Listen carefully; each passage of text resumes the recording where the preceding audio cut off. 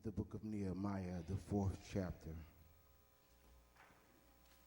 Nehemiah, fourth chapter, starting at the first verse.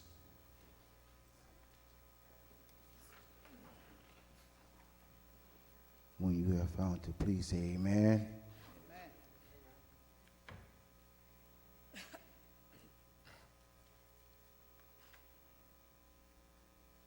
Nehemiah, the fourth chapter, starting at the first verse. But it came to pass that when Sanballat heard that we build the wall, he was wroth and took great indignation and mocked the Jews. And he spake before his brethren and the army of Samaria and said, what do these feeble Jews? Will they fortify themselves? Will they sacrifice? Will they make an end in a day? Will they revive the stones out of the heaps of the rubbish which are burned?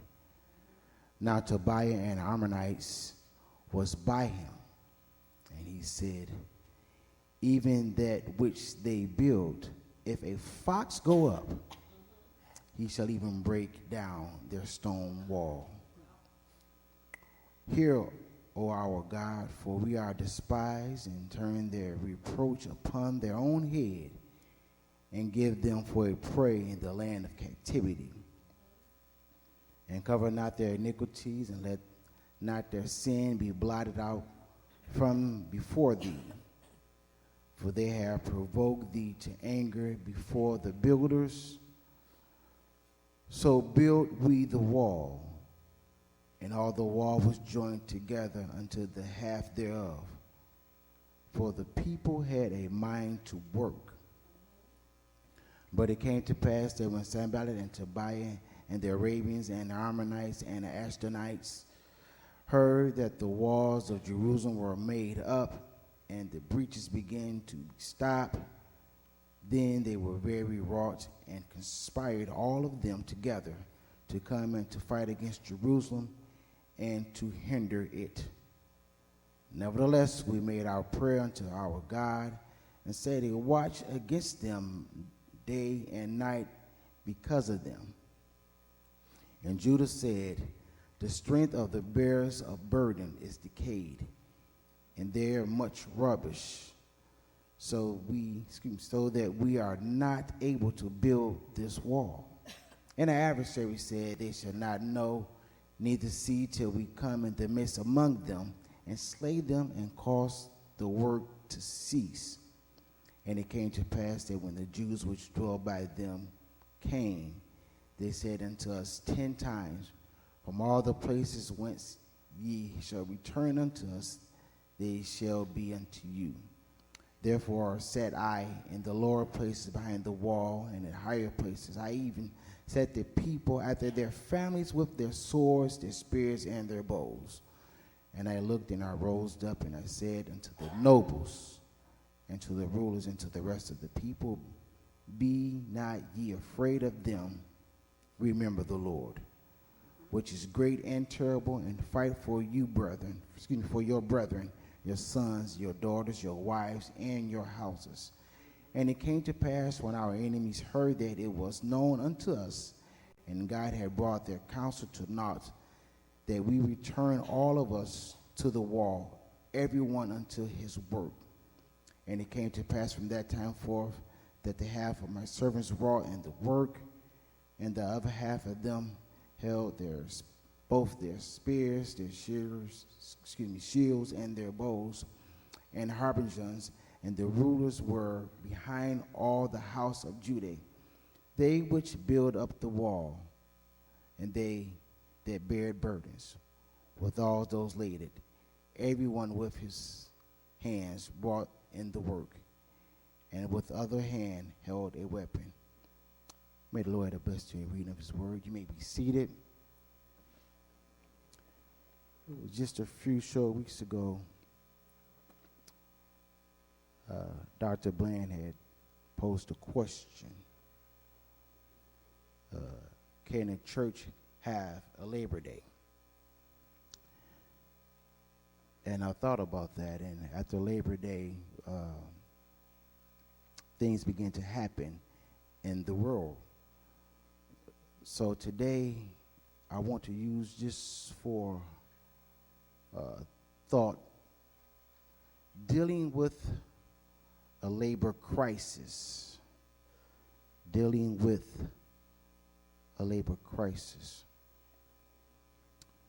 Labor Day was the first Monday of this month, and many folks barbecued and celebrated and cookouts and whatnot, and it's generally the end of the summer season for kids go back to school the following Tuesday. Most kids who haven't been to school go back to school the following Tuesday. A lot of jobs give you that day off, and if you do work that day, you get holiday pay, and everything seemed to be going well this particular Labor Day. But just a week or so later, GM went on strike. They just celebrated Labor Day, and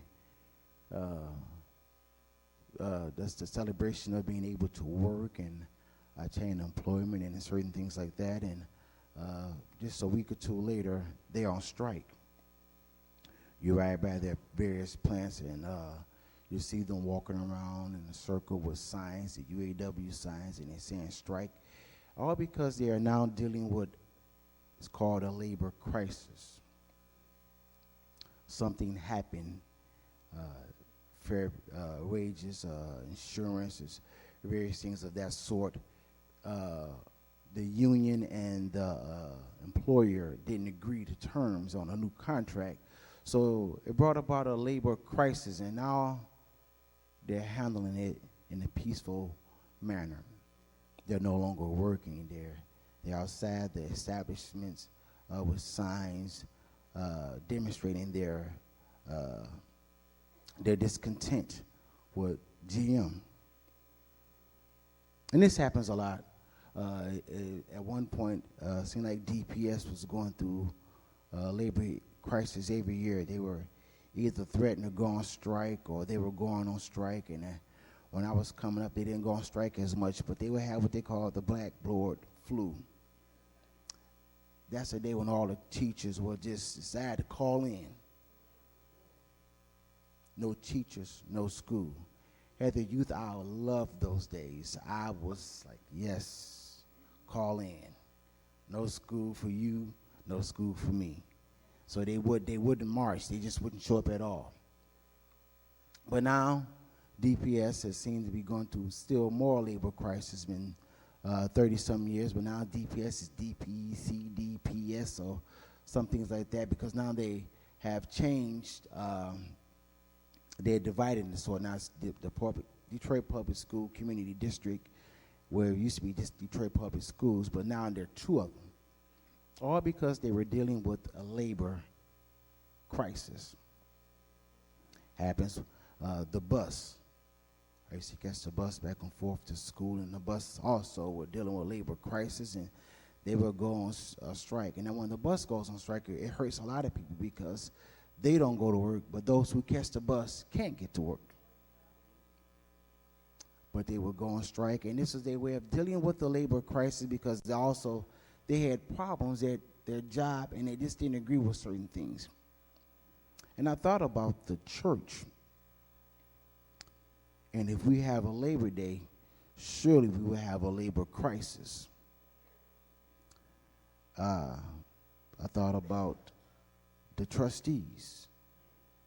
If you ask the trustees, they're dealing with a labor crisis whenever the tithes are not being paid. The money is not there. The bills don't stop. They have to find out how to make what they have work. The bills can say something, and the offering can say something else, and it doesn't match. They're dealing with a labor crisis. The choir. All this room, and yet all these singers, and no one is in the choir singing because the choir is dealing with a labor crisis. The pulpit. I'm not talking about here. I'm just talking about the pulpit. the pulpit is empty or filled with people who, preachers and ministers, who don't talk to each other, and that's a labor crisis. The media ministry, labor crisis. Ushers, nurses, whatever ministry you can think of, they are dealing with a labor crisis. The church itself is dealing with a labor crisis. But as our Pastor Blaine called and he gave an assignment, and he said, preach on the subject of back to work in the church. And I thought about, if we have to go back to work, that means we have to get off strike. But to get off strike, we have to deal with the labor crisis. Why are we on strike? Why am I not at work in the church? What prompted me to leave my job at church to sit down and go on strike? One of the things that vex the church is people, when they get mad, they voice their opinion to new members or to other members, and they share their anger with other folks. I can't work with Sister White because she smiled too much. So I'm not going to sing in the choir because I don't like all that smile. It make my face hurt. I can't pray with Brother Johnny because Johnny cried too much. What you crying for, Johnny? So I'm not going to pray because I can't pray with them. I can't sing with her. I can't worship. I hope they don't sit next to me because I just don't feel like it today. We're talking about labor crisis in the church. If it's not you, I'm sure you have heard these statements before. I heard them. I wasn't always in the pulpit. I spent many days out there, so I heard the voice of the people. And the church has a labor crisis. I can't usher they stand up too long. Somebody come in this door and they don't say hi to me. I'm telling you, I'm going off. We're dealing with labor issues and labor crisis in the church. But Pastor says now it's time to get back to work. So let's deal with these labor crises. Let's put it on the table and let's deal with the labor crisis in the church. In our text today, the children of Israel is dealing with a labor crisis. They were given a task to rebuild a wall that was torn down, and when they were captive in war, and one of the things the Babylonian Empire did was destroy the walls of Jerusalem, so that was their a wall of protection. So now that they're free, some 70-something years later, now it's time to rebuild the wall. Some folks are already there, but when this shipment come along, or Jews come along, they had put together a plan to rebuild the wall. They had a job to do. And while they were doing this job, Nehemiah recorded this incident. He said there were some people on the sidelines plotting against them. It's one thing for your haters to hate you, but when your own family, your cousins, whether they distant cousins or not, when your own people are plotting against you, you begin to deal with a labor crisis. You ever had a Thanksgiving dinner or a holiday dinner, and you know certain people make certain dish because that's what they do? I make the best potato salad, and I make the best dish. So folks make these things, and there's always somebody who doesn't bring anything but silverware and paper plates. I hope so-and-so ain't making a potato salad this year. We're talking about labor crisis, and this is how the church is. You find out who's preaching, and you decide on whether you're going to go or not, because based on who the preacher is.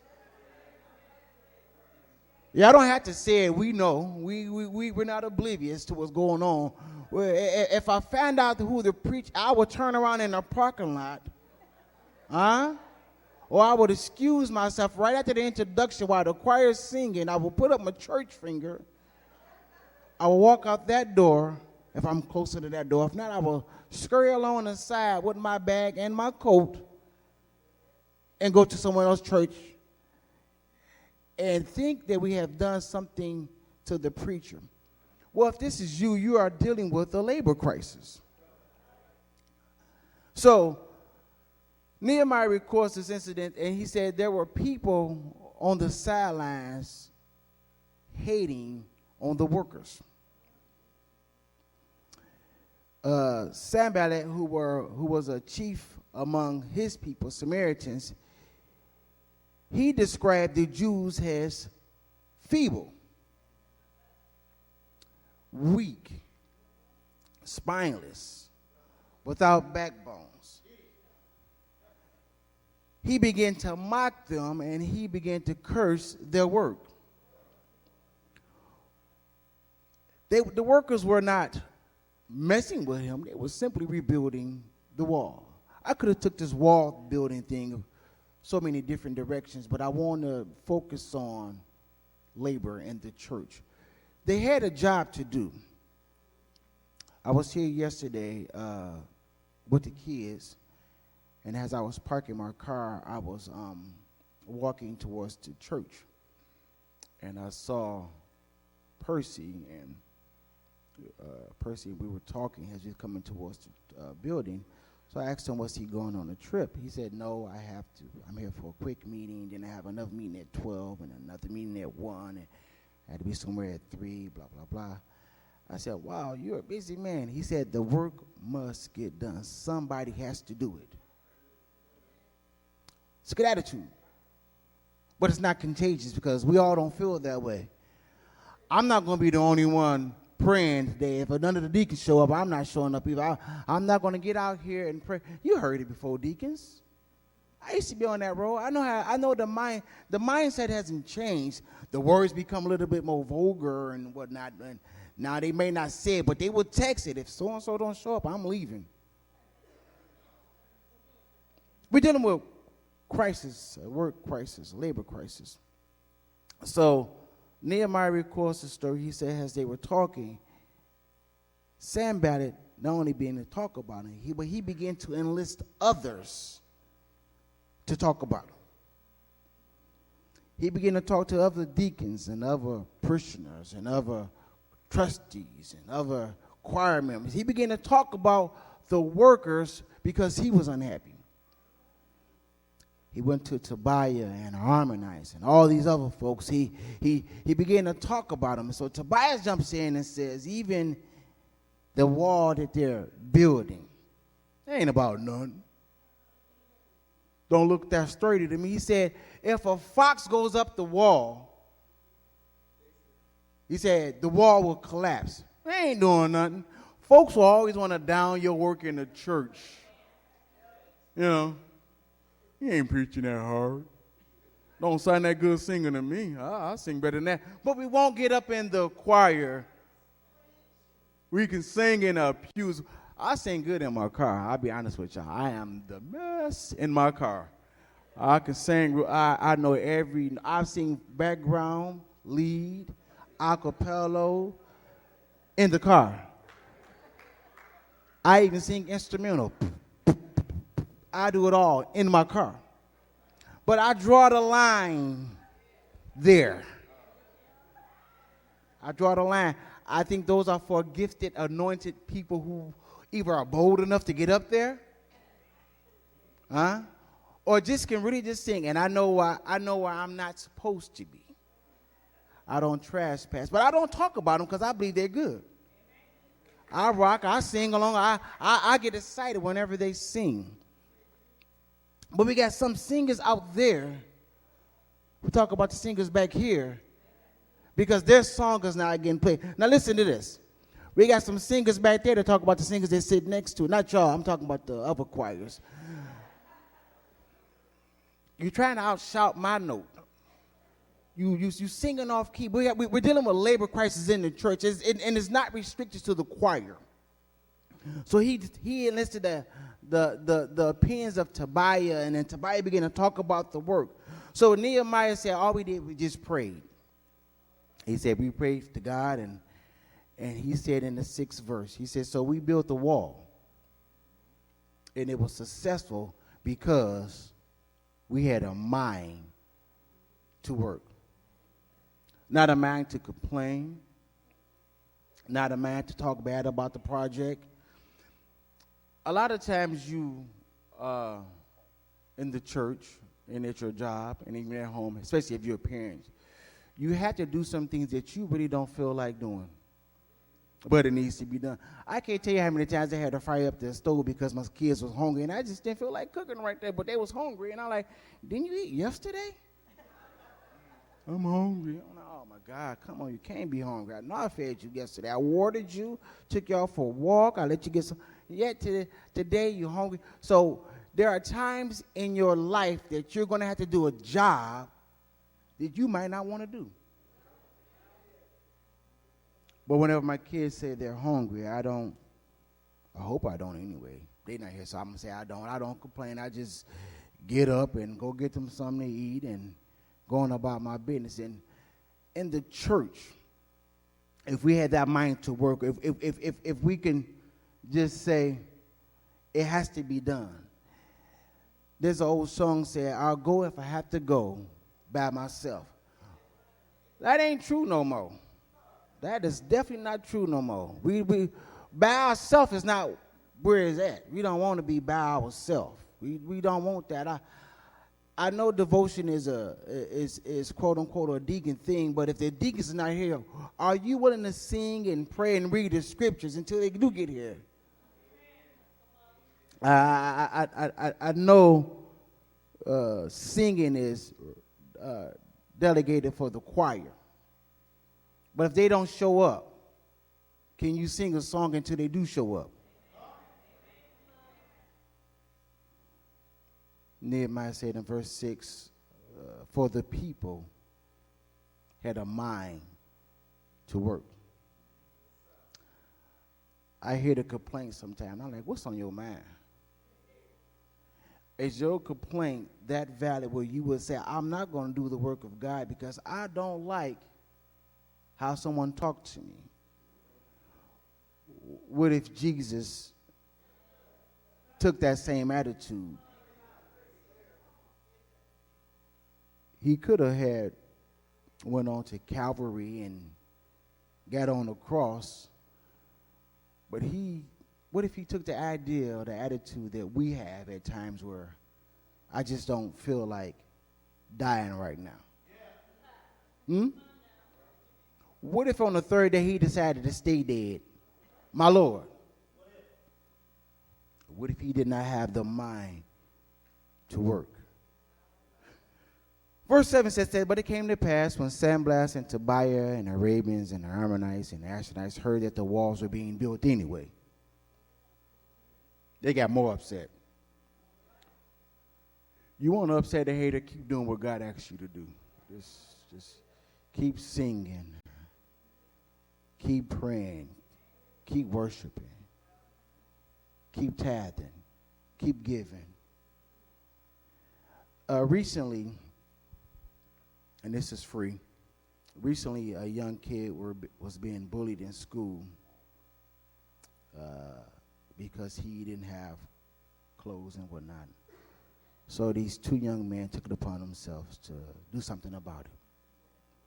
Not trying to be seen, they just got together and got some things and wanted to present this young man with some clothes and whatnot.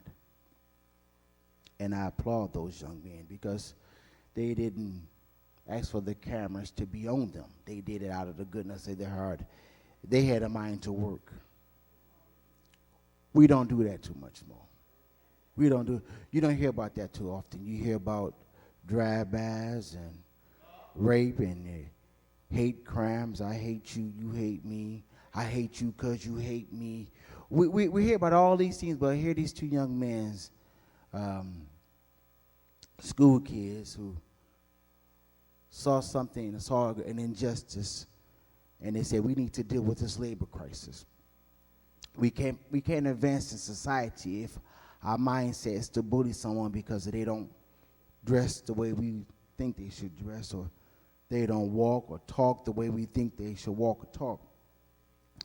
So doing this, they received national attention, of course. They were on the Ellen DeGeneres show, and Will Smith was a guest or something. I didn't see the whole clip, but he was a guest or something. He said, as he watched the video of the young man and their generosity, it moved him to do something. What are you saying, Reverend White?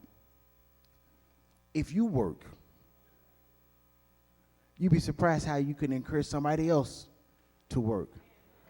Let me say this in the right way. Me and my wife we went out to dinner a few years ago. It was her birthday. I wanted to be a good husband at this particular time. And I said, baby, let's go out to dinner. We get all dressed up, looking good. She was looking great, stunning, amazing. And I'm looking like I can, best I can. So she is a showstopper, right? So as we walking out the house, there was this older guy. He seems to be in his 60s, 70s, laying on the ground. I am looking nice. I got a suit on. I mean, this is not regular for me. I'm going out. Celebrate my wife's birthday. So I'm going to give y'all an edited version. So as we were proceeding to our car, we walk past the guy. I'm getting ready to get the keys out of my pocket. Baby, you're not going to help him? Exactly. Got a suit on. He's laying on the ground. He ain't bothering nobody. He seemed to be safe. He's on grass. So, babe, boom. Baby, you're not going to help this man? I got to take off my coat because it's my wife's birthday, and she requested that I be a good Samaritan. So I'm going to help this guy. This guy is thin. I'm trying to find someone in here that's thin as he was, but I can't. He was an older guy, and he was really thin. But the guy must be made of solid metal. This guy was the head, like gravity was just put. I was fighting with this guy, and in the middle of fighting, he said, "What is your name?" And I'm really not in a talk. I want to get to dinner now because wait till I'll tell you the story. So and she can't help me because she's looking good. She have on heels, makeup, beautiful. I'm trying to set things up because I got plans. She know I ain't lying. If she'll tell you the truth. I can tell you the other half of the story, but you'd be upset with me. So I want to stick with this to mind to work. So as I'm helping this guy, he said, "What's your name?" Ricky. It's a pretty simple name, Ricky. So he says, "Eric." I said, No. He said, "You know Eric the Viking?" I said, "I heard of him because I'm a geek. I like certain things." He said, "Yeah, he was a great this and that, blah blah blah blah." He said, "What's 9 times 9? I'm thinking, man, if you don't get off this grass. Look, I'm not hungry no more, and I'm upset. So I'm struggling with this guy, and I wish I was lying for at least a half hour. All of a sudden, the door to where he was laying near opens up, and out comes a young lady.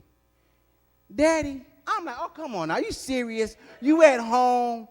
He had a cell phone and everything. Let me get this phone. I'm thinking, okay, I'm help this guy up. His daughter here, I got it. "Daddy, get up." Dad is good and intoxicated. He smells like 2/5 of Jim Beam, straight no chaser. Dad not getting up. I'm sweating. Now I'm feeling kind of like my deodorant is being tested because this guy don't get 24 hours of work out of me trying to get, and he still hasn't gotten off the ground yet. Understand me this. So she goes in the house and comes out with a wheelchair. I'm thinking, help me get this guy in this wheelchair. If I can just roll him to the door and you can drag them or have you get them in the house. But my wife was right there. She really wanted me to do the right thing. So eventually we got him in the car. No, we didn't. We got him in his wheelchair. But to get in the wheelchair, or to get in this house, he had to go up 2 steps.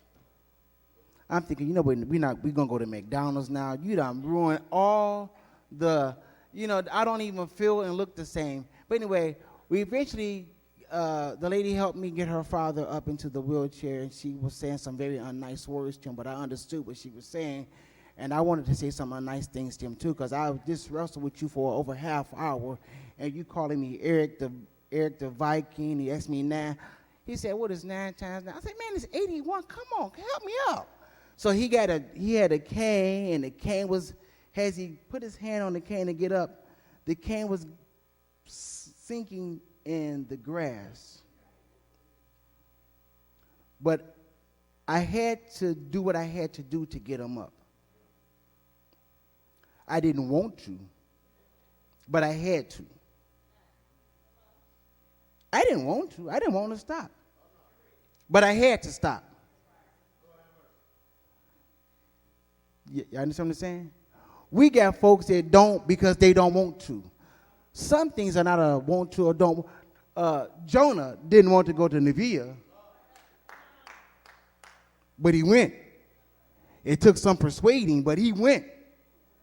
Jesus didn't want to go to the cross, but he went.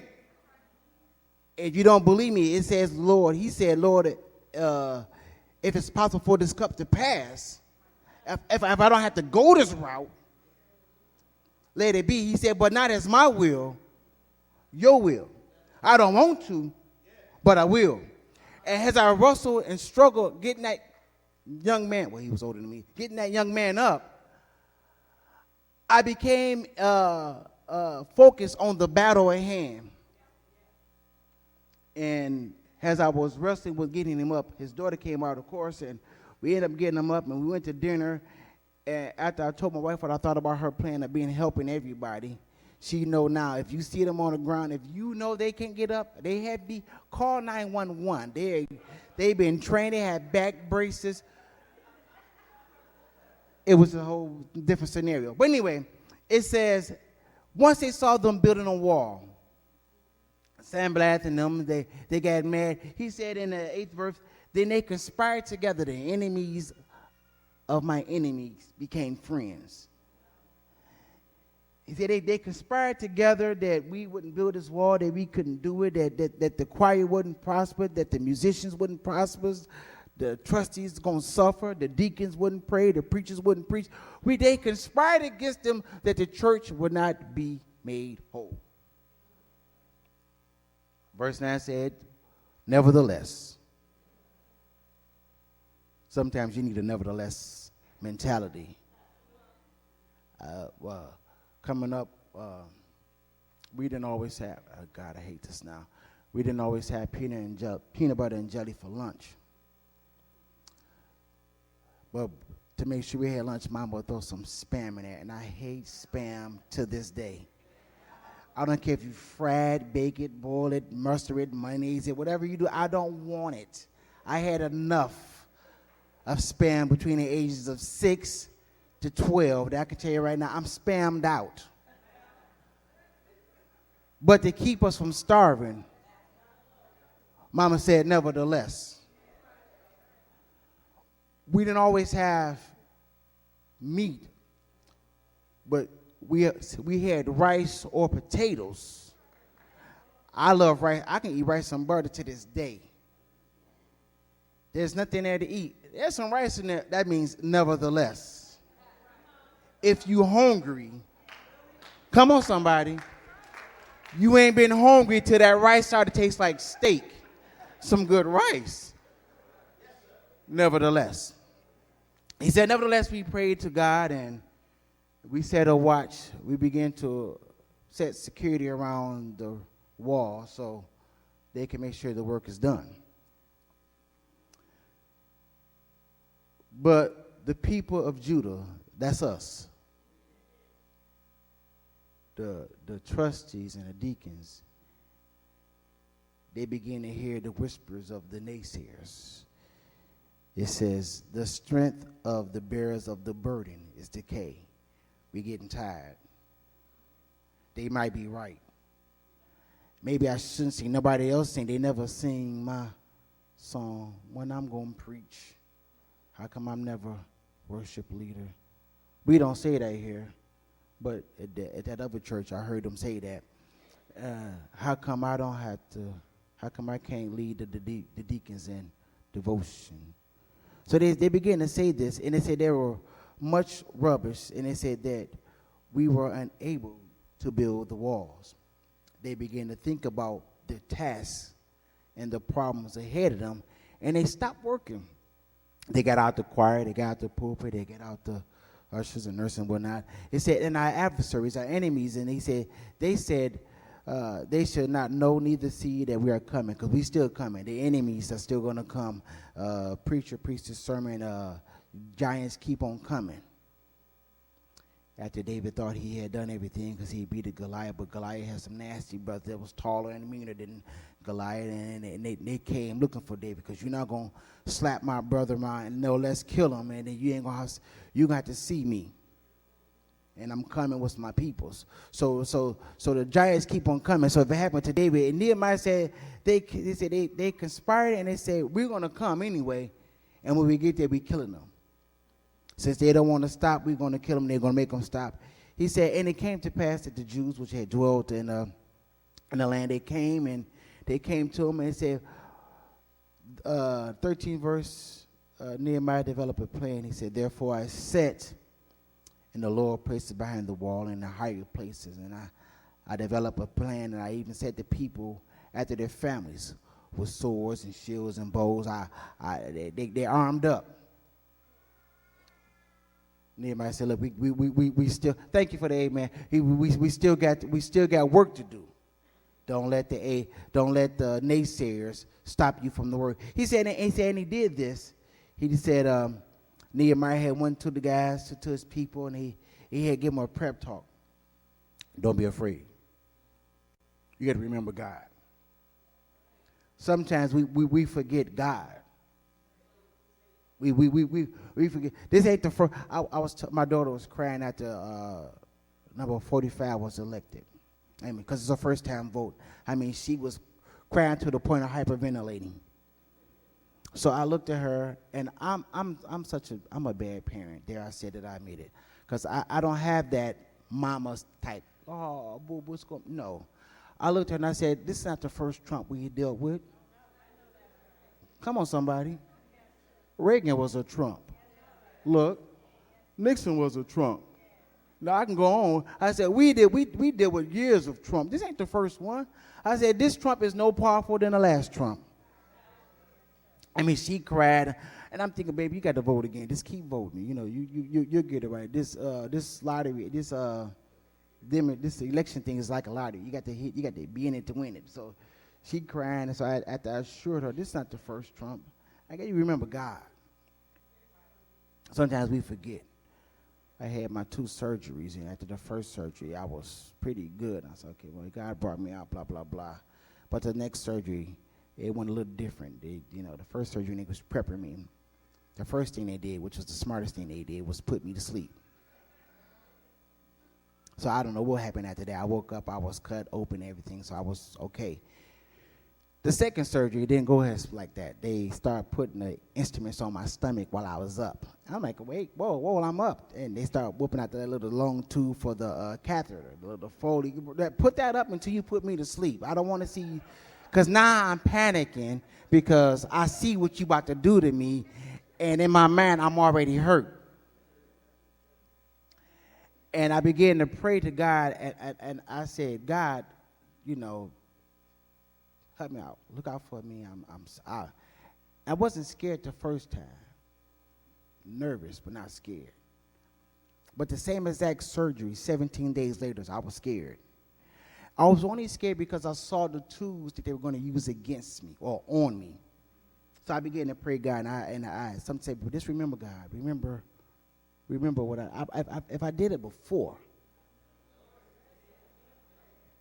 So Nehemiah said, if he did it before, I know you don't. I know last time your nose was running. This time you got a bad cough. But if he did it before, he said, remember God. He said, which is great and terrible. That's something right there. He said, he fights for your brethren. He fights for your daughters, your sons, and your wives. Surely he'll fight for you. And all this, it says, and it came to pass when our enemies heard of this, and they knew that God had brought the counsel to naught. He said, we returned to our work, back to work in the church. It's time to get back to work. We've been on summer vacation for like 3-4 years now. It's time to get back to work. We've been taking our furloughs for a long time now. We haven't sung, and we got so many people out there with so many special gifts that they're just not doing it because I can't work with so-and-so. Well, it's not about working with so-and-so. It's about working for him. You got folks at your job that you don't like, but you still go there. Come on, somebody. You know, we got folks in our house that we might not like, but we still, go grocery shopping. We still feed them. But so if we can do that there, why can't we do it for God? How do you solve this crisis? Well, a couple things that stood out in this story. First of all, you have to have a mind to work. You have to want to work. You have to remember why you're working and who you're working for. It's not Pastor Bland. It's not Bishop T.D. Jakes. It's not Jimmy Swaggart or anybody else. If you're working in the church, you're working for the Lord. Put that on your mind. The Bible said, let this man be in you, which is also in Christ Jesus. You have to have a mind to work. You have to have a prayer life. Talk to me. You can't really work in the church if you ain't talking to God. Because we got folks in the church that'll make you, that'll test you. Not here. I'm talking about at the other churches I've been to.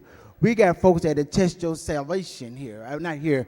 That'll test how saved are you truly. Because sometimes we have bad days. We're not in the mood for each other. But we have to have a mind to work, and we have to have a strong prayer life. You have to talk to God if you want God to help you out. My cousin recently lost her mom and her dad. Her dad had passed this year. Her dad and my dad were close cousins, and so I felt the pain because he was like a father figure to me.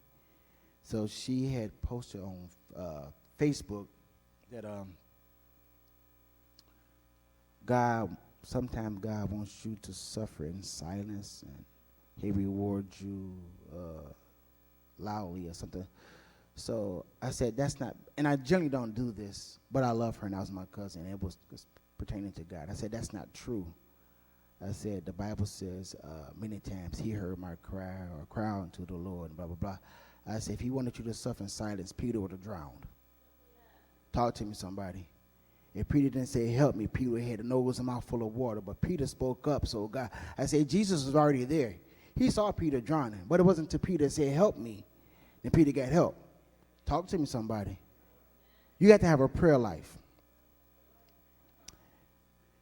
Then he says, we had a mind to work, we had a prayer life. And he said, but finally, we begin to remember the Lord. Sometimes we come to church and we come here for the right reasons, but after a certain amount of time, it becomes a social club. You don't got to say amen. I know it's true. I've been in church for a couple of minutes now, and I know how we get it. We're not here to worship the Lord. Sometimes we're here to catch up on the latest gossip. You don't believe me? I can put that in scripture. Jesus on top of the rock, and he asked the disciples, who do these guys say I am? He knew. But he knew the guys would listen to gossip. And they all had something to say when he asked the question. They spoke up. Some say you're Elias. Some say you John the Baptist. Some say you one of my little prophets. Now, that's what he's saying. But when he said the question, well, who do you say I am? Nobody spoke up but one person. So some folks come to church just to get the gossip. Don't get mad at me. Hey, we all can't be Peter. Somebody got to be John and Judith and James and the rest of those brothers. But nevertheless, he said we got to remember the Lord. Remember why we're here. Remember why you're working. Remember why you're preaching, why you're deacon, why you're trusting. Remember why you're singing. I was singing one time, and I went to this church. This church probably broke me, so I'm not going to say their name. But I went to the choir rehearsal. I tell you the story. I went to the choir rehearsal, me and one of my younger daughters, and I'm up there singing, and this is my first time and my last time. And the lady stopped. Ooh, stop. What are you doing? I know the word. I'm blending in. No. Can you hear yourself? Yeah, you toned deaf. I mean, she went in on me like a bad cold. I'm like, oh my God. I'm like, first of all, you ain't got nothing but a quartet. If I leave, it's like a duo plus one. So I'm really helping y'all out. But she going in, and I have not been in a choir since. But I had to remember why I was there, why I was singing. So that may stop me from singing in choir, but didn't stop me from singing, because I'm still gonna sing. I loves me some singing. I was at home yesterday, Dexter, and while I was going over my lesson, I do some Dr. Watts song. I love me some Dr. Watts. We was in Mississippi for a while, a few years ago. And that's where my wife is from. Well, at least that's where I met her. She's from Chicago, but she's a Mississippian because she's been here most of her life.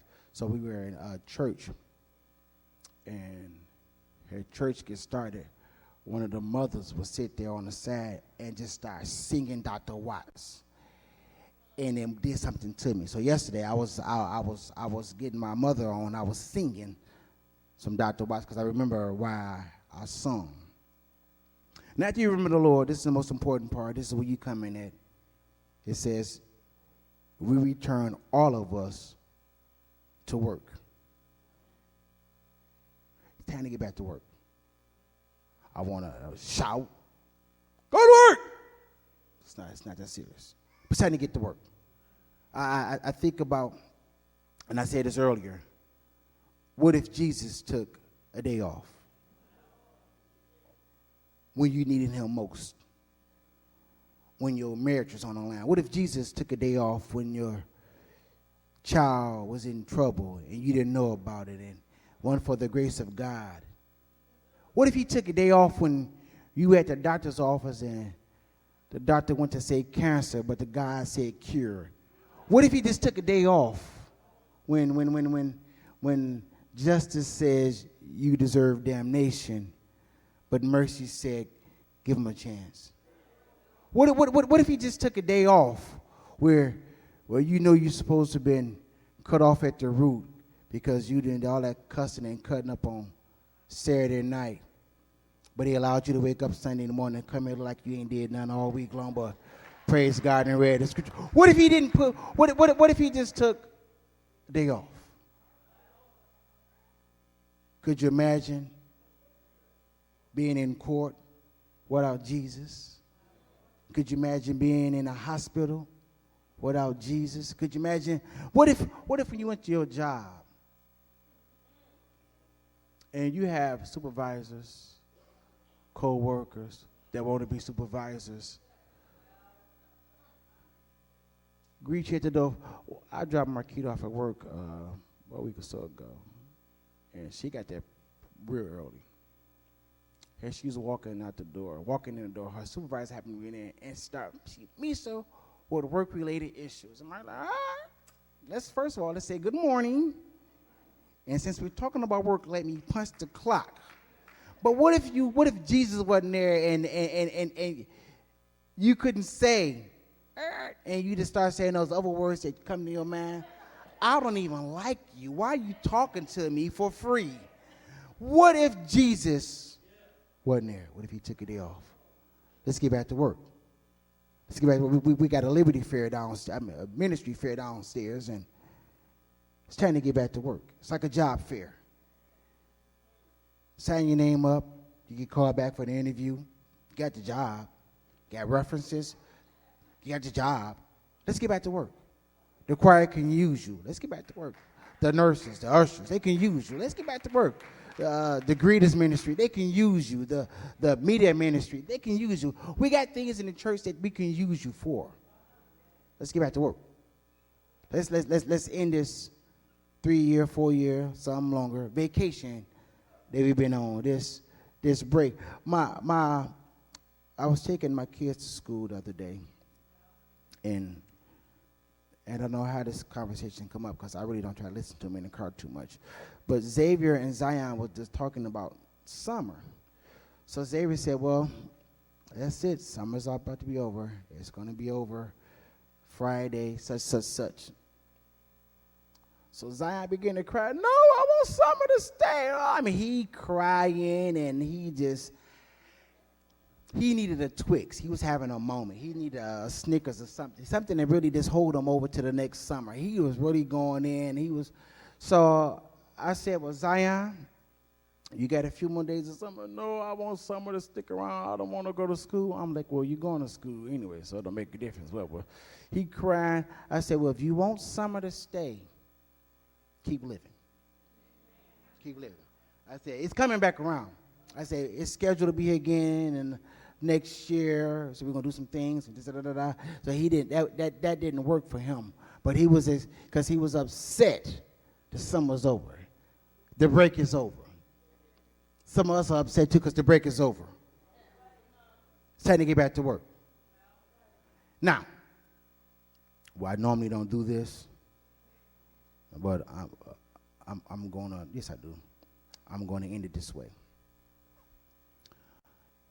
When Jesus was a little boy, and parents had went for the census, they had traveled back home for the census, and in a hustle and bustle, Jesus and his parents became detached from each other.